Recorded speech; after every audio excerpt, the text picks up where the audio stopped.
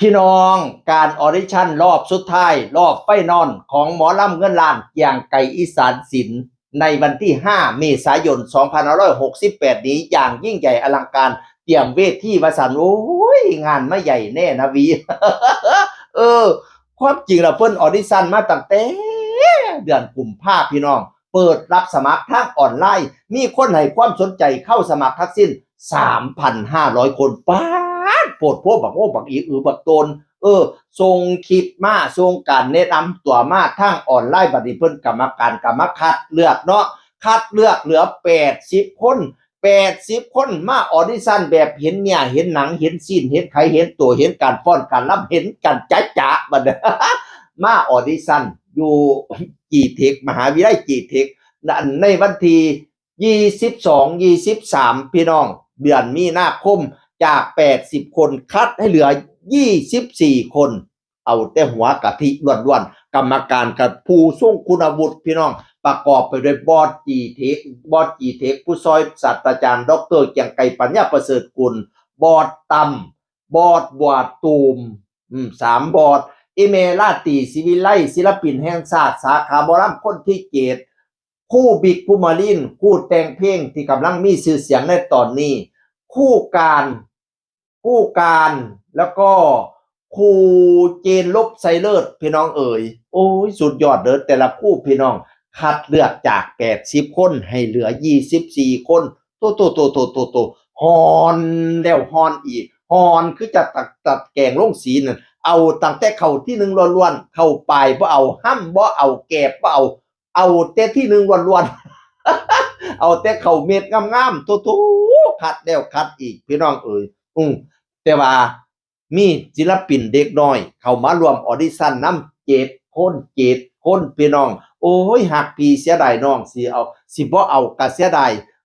บอสก็เลยตัดสินใจรับศิลปินเด็กน้อยทั้ง7คนเนี่ยเข้ามาเลยแบบฟาสต์แท็ก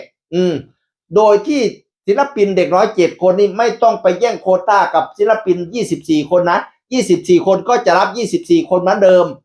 ศิลปินเด็กน้อยทุกเจ้าเข้าไปเบิ่งแต่ละการแสดงข้าเจ้าเด้อกันแต่การร้องเพลงเด้ออุ้ยสุดยอดประกอบไปด้วยน้องทิวลี่น้องปาทูน้องข้าวหอมน้องเฟิร์สน้อยน้องอันซีนน้องใบบัวน้องนาวานี่แหละคือต้นกล้าพันธุ์ใหม่ที่เขาจะเติบใหญ่ไปเป็นศิลปินที่มีชื่อเสียงโด่งดังในอนาคตพี่น้องเอ๋ยเอามาดัดแต่ตอนนี้ล่ะโอ้ยใหญ่มากสุดยอดแต่ตอนนี้ก็อุ้ยสุดยอดโยกโป้แถมก้อยแถมซอยเสียนทั้งแขนโอ้ยดีอีหลีพี่น้องเขาไปเบิ่งคลิปเว้าแล้วสิหาว่าข่อยเว้าโพดเว้าโพบัดทีนี้หลังจากออดิชั่น80คนเสร็จปึ๊บเพิ่นก็ประกาศผลในวันที่26นะเอาให้เข้ารอบ24คนเพิ่นก็ประกาศไปประกาศไปทางเพจเพิ่นเนาะประกาศไปเทละ5คนแรกโอ้ยผู้รุ่นเนี่ยผู้สมัครนี่หัวใจเต้นตึมมีกูบ่เนาะ5ท่านแรกน้องฟ้าใสน้องเอิญน้องแพรวาน้องน้ำตาลอันนี้คือ5คนแรกพี่น้องเอ๋ยรอบ2อีก5คนโอ้ยมีเฮาบ่เนาะติดเสือเฮาบ่เนาะรอบ2อีก5ท่านน้องปั๊มน้องฮาดน้องเนตน้องลีโอน้องฮักแพง5คนเป็น10คนแล้วเอา24คนพี่น้องเอ๋ยจักหน่อยประกาศอีกมาอีก5นะครับ5ที่3 5ครั้ง3น้องดีมน้องออยน้องลูกเกดน้องปอยน้องดามเป็น15คนแล้วพี่น้องเอ๋ยโอ้ยผู้รุ่นก็รุ่นแล้วรุ่นอีกโอ้ยมีชื่อเฮาบ่เนาะเนาะและ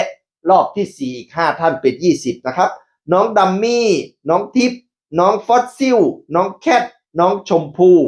20คนแล้วพี่น้องเอ๋ยโอ้ยหัวใจเต้นตึมๆตำๆและแล้วก็4ท่านสุดท้ายก็ประกาศชื่อมาน้องดาน้องก๊อฟน้องนุ่มและน้องโก้24คนแล้วพี่น้องเอ๋ยแต่บัดนี้โอ้ยเนาะเบิ่งไปเบิ่งหน้าคะแนนซ้ำกันบอร์ดก็เล่นรับเขามาอีก4คนเป็น28ประกาศ4คนอีเพิ่มอีก4คนคือน้องเบิร์ดน้องเบฟน้องมอสและน้องยาเป็น28คนพี่น้องตอนแรกว่าจะเอา24บัดนี้เอา28 ตกลง28คนนี่เข้าสู่ค่ายของเกียงไก่อีสานศิลป์แล้วแต่ว่าวันที่5ทำไมต้องมาออดิชั่นอีกวันที่5เมษายนมาออดิชั่นเพราะว่าเพิ่นจะแยกเป็น2ส่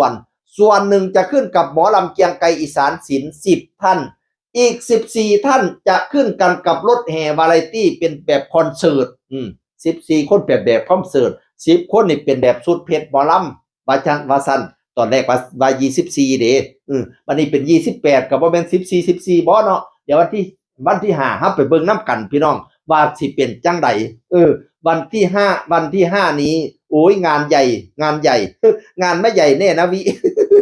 สรุปแล้วงานใหญ่พี่น้องอุ้ยสุดยอดเด้อวันที่5นี้เนี่ยเขาเจ้ามีออดิชั่นอย่างยิ่งใหญ่ผู้ใดบ่ได้ไปเบิ่งอยู่ซุ้มแพกันเบิ่งทั้ง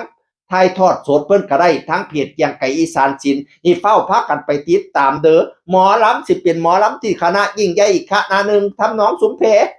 จับตาเบิ่งโลดพี่น้องของดีเมียงซุ้มแพเกียงไก่อีสานศิลป์ฤดูกาลหน้านี่ขนาดบ่ทันอันได้ศิลปินเป็นตนเป็นโตเท่าใดงานเริ่มเข้ามาแล้ว